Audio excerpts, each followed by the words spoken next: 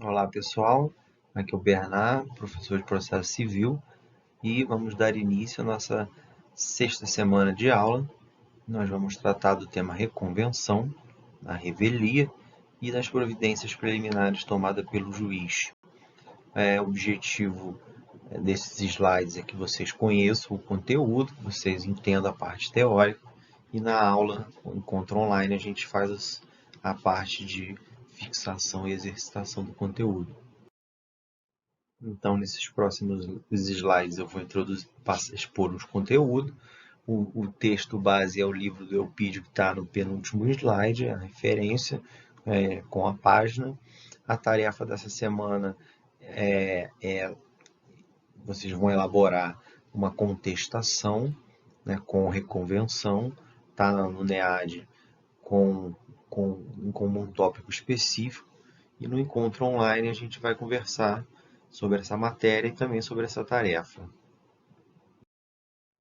Nas duas últimas semanas de aula, nós viemos estudando a contestação, né, a peça de defesa do réu, né, extremamente relevante, a peça mais importante para o réu, né, que tem que ser feita logo após a audiência, geralmente 15 dias depois da audiência, né, e tratamos dessa questão do prazo, da necessidade de impugnação de tudo que for falado na inicial, da necessidade de se falar tudo naquele momento, e as questões preliminares e de mérito, né, temas bastante complexos, mas que nós já enfrentamos e acho que ficou bem trabalhado.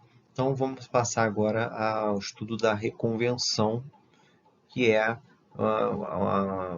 uma ferramenta para facilitar o processo, como vocês vão ver a partir de agora. Por fim, agora cabe-nos abordar, né, a reconvenção, né, o contra-ataque que o réu pode realizar na sua contestação. Né? É junto da contestação a reconvenção, é uma peça só. Geralmente ela vem, né, ao final da contestação, após os argumentos de mérito ou de direito.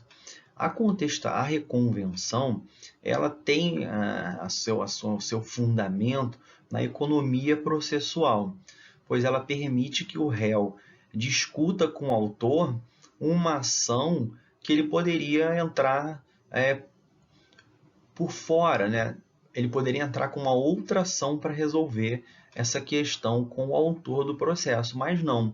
Ele aproveita esse processo que o autor deu a entrada e faz a seu requerimento, o seu pedido dentro dessa ação principal. Então, ao invés de existir duas ações com as mesmas partes, vai existir, né, o mesmo processo com duas ou mais causas de pedir ou de dois ou mais pedidos.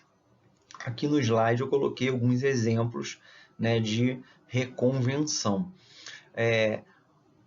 Após os exemplos, né, eu deixei claro ali, como diz o CPC, que deve haver conexão entre o que trata a reconvenção e o que trata, né, o processo principal. Você não pode utilizar dessa reconvenção para fazer um pedido sobre algo que não tenha nada a ver com o que está sendo tratado no processo, porque aí, na verdade, um instituto que seria para simplificar a resolução, a simplificação dos problemas, da resolução dos problemas, acaba, né, se tornando um obstáculo à efetivação do direito, né, do autor.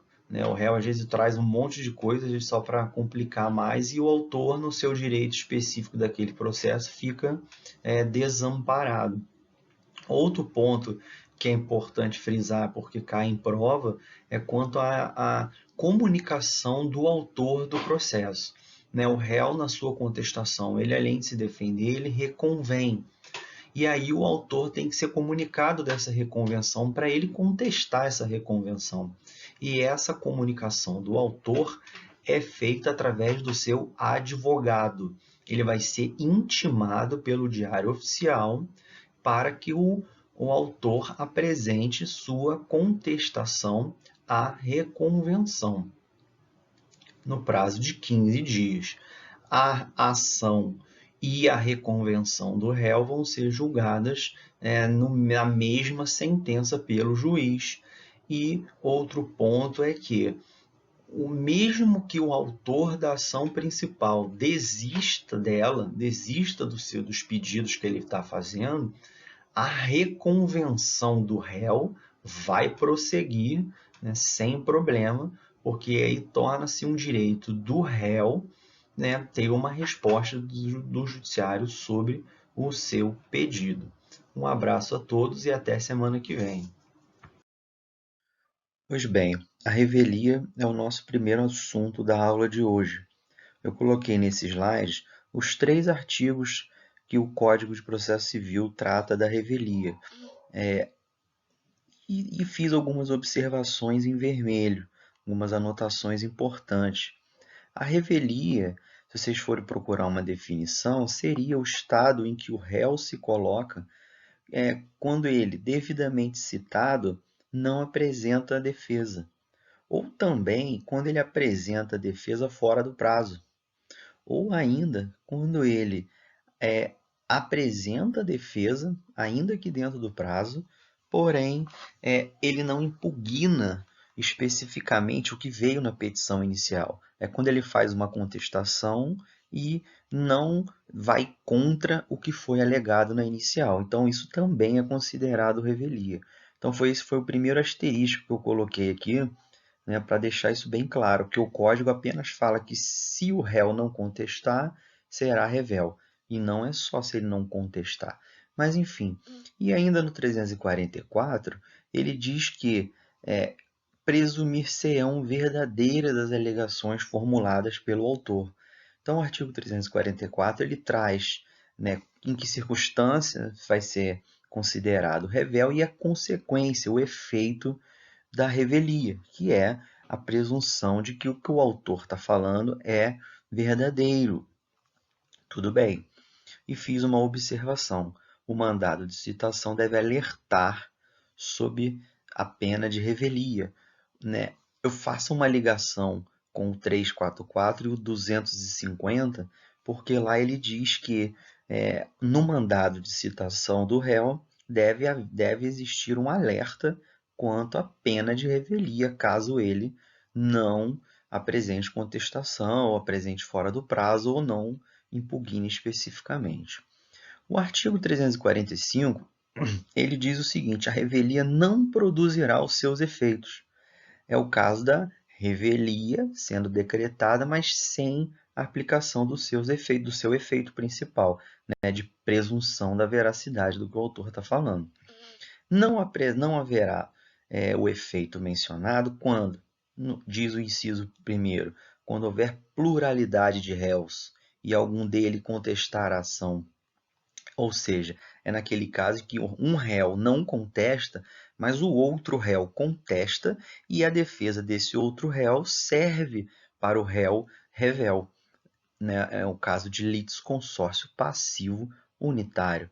Outra hipótese em que não haverá efeito da revelia é o do inciso 2, quando o litígio versar sobre os direitos indisponíveis, direito à vida, à liberdade, direito envolvendo interesse público. Né? Ainda que um poder público, às vezes, perca um prazo, ele não vai ser considerado revel e a contestação, a apelação impetrada vai ser aceita, por se tratar de um direito público indisponível. No inciso 3, ele diz que a petição não haverá os efeitos da revelia se a petição não estiver acompanhada de documento indispensável. O código, na verdade, nem precisava alertar dessa hipótese. Né? Se é exigido, por exemplo, para ser dono de alguma coisa, você tem que ter um título de propriedade, né? Um juiz não pode desconsiderar o que a lei manda. Então, só é proprietário quem tem o título. Então, o título é indispensável. E no último inciso, ele diz que esse inciso 4 é o mais relevante aqui para a gente, também em nível de prova, que diz que não haverá os efeitos da revelia quando o juiz não se, em outras palavras, quando o juiz não estiver concordando com a petição inicial, quando ele não estiver entendendo verossímil as alegações do autor. ele não acha que o autor está dizendo a verdade. Então, o juiz ele não aplica o efeito da revelia, de tornar verdadeiro o que o autor está falando. O juiz ele não é porque o réu é revel que o autor tem necessariamente razão. O juiz tem a sua livre convicção. No artigo 346, ele diz que os prazos contra o revel que não tenha patrono fluirão da data de publicação. Ele diz o seguinte, olha, se o réu é revel e ele não tem advogado, ele não vai receber as publicações, ele não vai receber as intimações dos atos do processo, porque ele não quis se defender, então também não vai ter o direito de ser avisado do que está acontecendo ao longo do processo. E, por fim, o parágrafo único diz que o revel poderá intervir no processo a qualquer fase, recebendo no estado em que se encontra. Veja, você não contesta, vai ser considerado revel, mas o processo segue, o juiz ainda não está convencido do que o autor está falando. E aí você vai poder ingressar no processo em qualquer momento. Você pode entrar, ninguém vai te impedir de entrar depois. Porém, você não vai poder praticar atos já preclusos, atos que você já perdeu o prazo. Mas você poderá praticar atos que ainda vão acontecer. Eu coloquei exemplo aqui como produzir provas e comparecer em audiência. Às vezes você perdeu o prazo para contestar, mas você ainda pode entrar no processo e produzir prova, fazer pergunta para testemunha, arrolar testemunha e por aí vai. Terminado o estudo da revelia, eu trago agora nesse slide um panorama de onde a gente está, né, no procedimento comum. Nós havíamos estudado a contestação e reconvenção, estudamos a revelia, que é a ausência delas, e agora nós vamos estudar as providências preliminares, que são, né, o processo voltou agora para o gabinete do juiz para que ele tome essas previdências preliminares após a apresentação da contestação. Mas o que o juiz pode fazer aqui? Essas providências preliminares são atitudes que o juiz deve tomar para garantir o contraditório e para preparar o feito para a próxima fase, que é o julgamento, conforme o estado do processo. Então, o juiz aqui, o código não traz um rol de providências preliminares que o juiz pode tomar. Ele traz apenas a principal, que é a réplica. Né? O juiz, em providências preliminares, ele deve proporcionar que o autor se manifeste com relação à contestação. Né? O réu apresentou a contestação, então o juiz, em providência preliminar, vai abrir vista para o autor se manifestar sobre a contestação. Esse é um exemplo de providências preliminares. No próximo slide, tudo isso que eu estou falando está notado no próximo slide. Uma segunda providência preliminar que o juiz pode tomar é decretar a revelia do réu. Imaginemos que o réu ele não apresentou a contestação, ou apresentou para fora do prazo, ou apresentou, mas não impugnou. O juiz vai decretar a revelia desse réu e vai dar continuidade do processo se ele achar, ou ele vai fazer o julgamento, como a gente vai ver. Um outro exemplo de providência preliminar é quando, por exemplo, o réu reconveio, né? O réu apresentou contestação, mas também uma reconvenção. E aí o juiz vai fazer o quê? Ele vai intimar o autor do processo para contestar a reconvenção. É uma outra medida que o juiz pode tomar aqui antes de fazer o julgamento, passar para a próxima fase. E um último exemplo de providência preliminar é se, por exemplo, o réu ele nomeia um terceiro, ele, ele indica um terceiro, seja um chamamento, seja uma denunciação da lide, e o que o juiz vai fazer em providência? O juiz vai comunicar esse terceiro indicado pelo réu para integrar ele no processo. Também é uma providência que ele vai ter que tomar em providências preliminares. Então eu peço que leiam com atenção o próximo slide, que está por escrito isso que eu disse agora.